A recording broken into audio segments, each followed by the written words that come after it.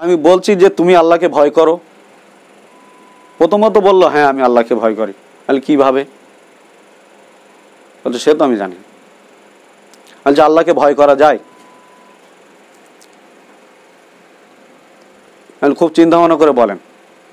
আচ্ছা আপনিই বলেন আল্লাহকে ভয় করা যায়? হ্যাঁ কিভাবে? আচ্ছা আল্লাহ কি কোনো বস্তু, কোনো দানব, কোনো পাহাড় পর্বত? তাহলে তাকে দেখেননি, তাকে কিভাবে ভয় করবেন? হ্যাঁ বিশ্বাস তো একটা শব্দ, ইমান। বিশ্বাস একটা শব্দ, ইমান। আমি বলছি আল্লাহকে আপনি ভয় করবেন কি যাকে দেখেননি? আর আমরা ভয় করি কোন বস্তুগুলো? ওইটা যথার্থ বিশ্বাস না, যেহেতু ওটা জ্ঞানগত বিশ্বাস আমরা শুনে এসেছি। ওটা ইলমুন ইয়াকিন বলে আরবিতে, ওটা জ্ঞানগত বিশ্বাস। আসলে যখন আমরা এটা নিয়ে চিন্তা গবেষণা করছি তখন দেখছি আল্লাহকে কোনোভাবে ভয় করা যাচ্ছে না, কিন্তু আবার করা যায়। সেইটা কিভাবে সেইটা বুঝতে হবে এখান থেকে। এখন যদি আল্লাহ কোনো দানব হতো, কোনো আমরা ভয় করি কি? আমরা কোনো কিছু দেখেছি যে ছোট থেকে গল্পগুলো শুনে এসেছি, কোনো দানব, জিন, পরি, বিভিন্ন যেসব ভয়ানক জিনিসগুলো, সেই সবগুলো যখন আমরা কোনো আকৃতি ওরকম ধরনের যা শুনে আসি মাইন্ডে, সেটা দেখি তখন আমাদের ভয় লাগে। যেমন নিশুতি রাত্রি যেও না তাল গাছে, এরকম ভূত থাকে, যেমন তাল গাছের গড়া দিয়ে যায় তখন ভয় লাগে যদি ভূত লাভ মারে। এইসব আজগবি হোক আর যাই হোক অনেকের বিশ্বাস করে তো, এবং যা ওই ছোটোর থেকে শুনে আসি গেলেও ভয় লাগে। লাগে হ্যাঁ না বলে? কিংবা কোনো বিশাল লম্বা চওড়া চেহারা, তার কণ্ঠে একদম যেন আগুন বাড়াচ্ছে, ওরকম লোক দেখলি যদি আপনার ওপর এরকম রেগে ওঠে তাতেও ভয় লাগে। লাগে হ্যাঁ না বলে?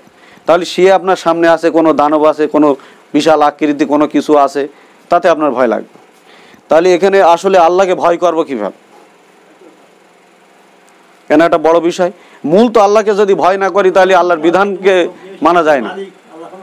এখন দেখেন, এইবার চলে আসেন কথায়, ওই সমস্ত হিসাবে মেলবে, লয় আইনই মেলবে।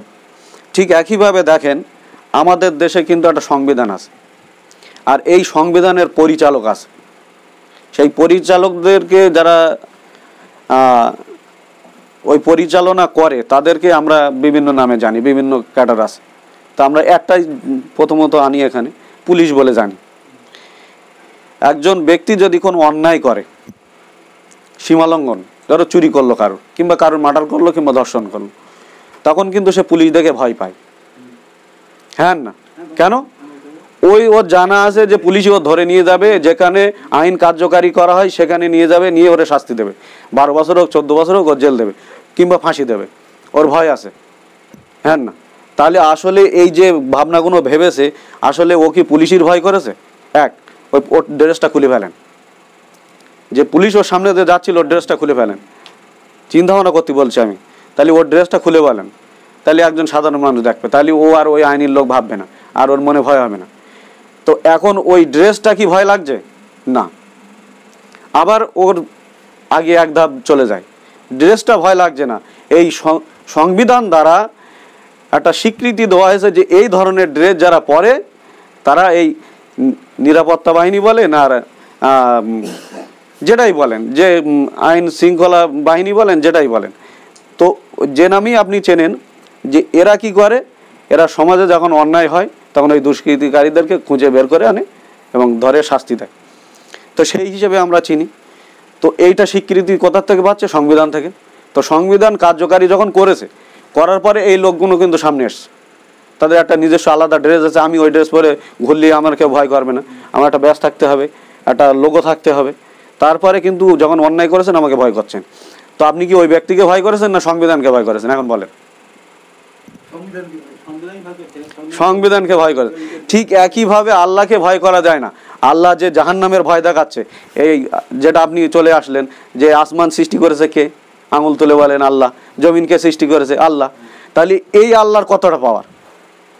তো যখন আল্লাহর বিশাল পাওয়ার জানছি, তখন ওই আল্লাহর পাওয়ারকে ভয় করতে বলছে আল্লাহ। তো আল্লাহর পাওয়ারকে ভয় করলেই চলে আসে একজন, আসে তো। তাহলে সেই জ্ঞান যদি না জানি, তাহলে আল্লাহকে কোনোদিন ভয় হবে না। আর যতই অন্যায় করি, আমার অন্তরে বিশ্বাস নেই তো যে তিনি আমাকে ধরবেন, তার হাতে এতটা পাওয়ার আছে, এই পাওয়ার দ্বারা আমাকে শাস্তি দেবেন।